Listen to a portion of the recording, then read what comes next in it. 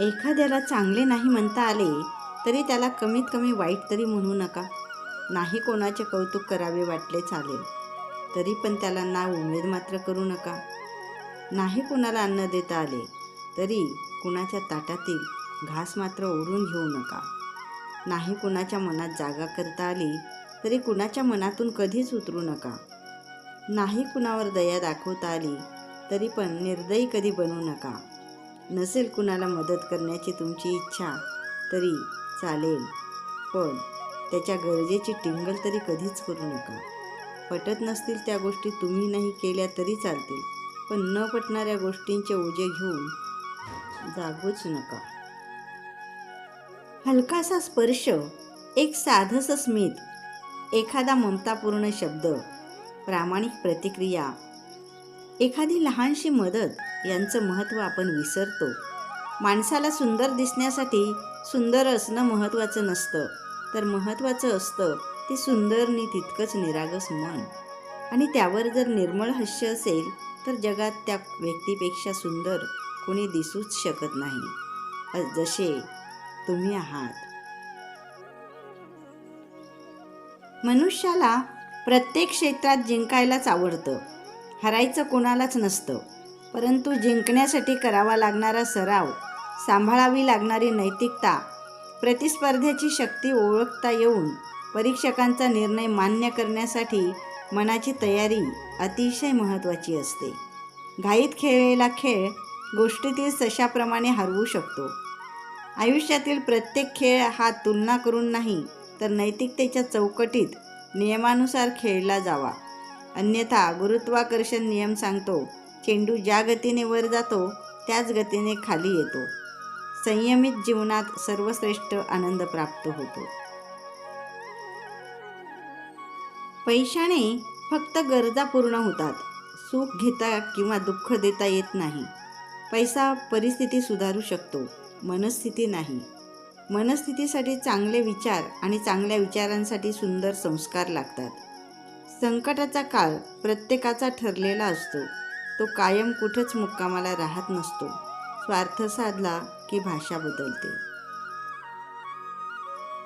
हात आणि साथ योग्य वेळी द्या, कारण वेळ निघून गेल्यानंतर दोघांनाही किंमत नसते. जसे शरीराला रोज साबणाने घासून स्वच्छ आणि ताजेतवाने करावे लागते, तसेच मनाला सुद्धा स्वच्छ आणि उत्साही राहण्यासाठी रोज प्रेरणादायी सुविचारांची आवश्यकता असते. अशा माणसाला कधीच गमावू नका, ज्याच्या मनात तुमच्याविषयी आदर, काळजी आणि प्रेम असेल. असं काम करा की नाव होऊन जाईल, नाहीतर असं नाव करा की लगेच काम होऊन जाईल. आनंदापेक्षाही मोठा असा एक आनंद आहे, तो त्यालाच मिळतो जो स्वतःला विसरून इतरांना आनंदित करतो. आनंदी राहण्याचा सरळ साधा एकच उपाय आहे, अपेक्षा स्वतःकडूनच ठेवा, समोरच्यांकडून नको. आपण आपल्या स्वतःबद्दल कधी वाईट विचार करू नका, कारण देवाने या कामाचा ठेका नातेवाईक आणि शेजारच्यांना देऊन ठेवला आहे. आपला जन्म होतो तेव्हा आपण रडत असतो आणि लोक हसत असतात. मरताना आपण असं मरावं की आपण हसत असू आणि लोक रडत असतील.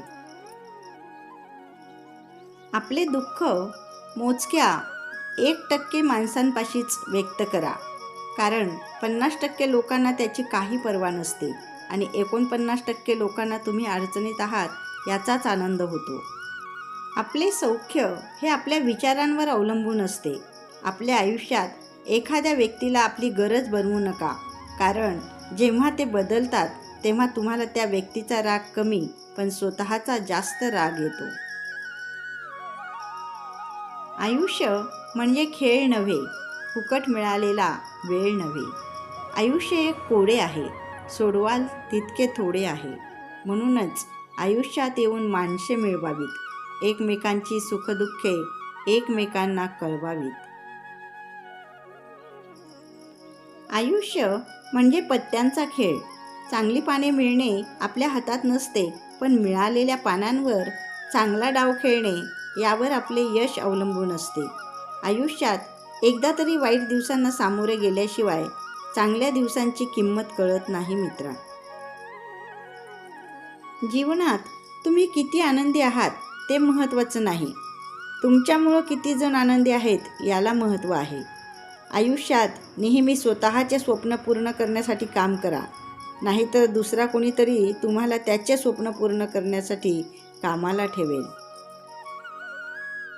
संस्कारी जीवन जगताना आयुष्यातला सर्वात मोठा अपराध हाच असतो की आपल्यामुळे कुणाच्या तरी डोळ्यात अश्रू असणे.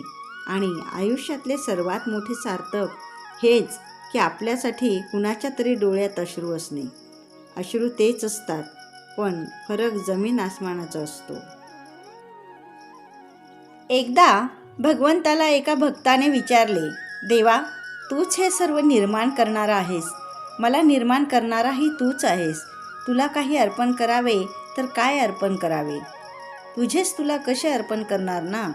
भगवंताने स्मितहास्य करीत उत्तर दिले, बाळा, तुझा अहंकार मी निर्माण केलेला नाही काही, तो तूच निर्माण केलेला आहेस.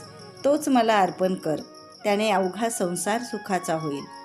चला तर फ्रेंड्स, या वर्षाचा आज अखेरचा दिवस, तेव्हा आपल्यातील अहंकार आपण त्या प्रभूचरणी अर्पण करून नवीन वर्षाला आनंदाने सामोरे जाऊया. नवीन वर्षाच्या खूप खूप शुभेच्छा तुम्हाला.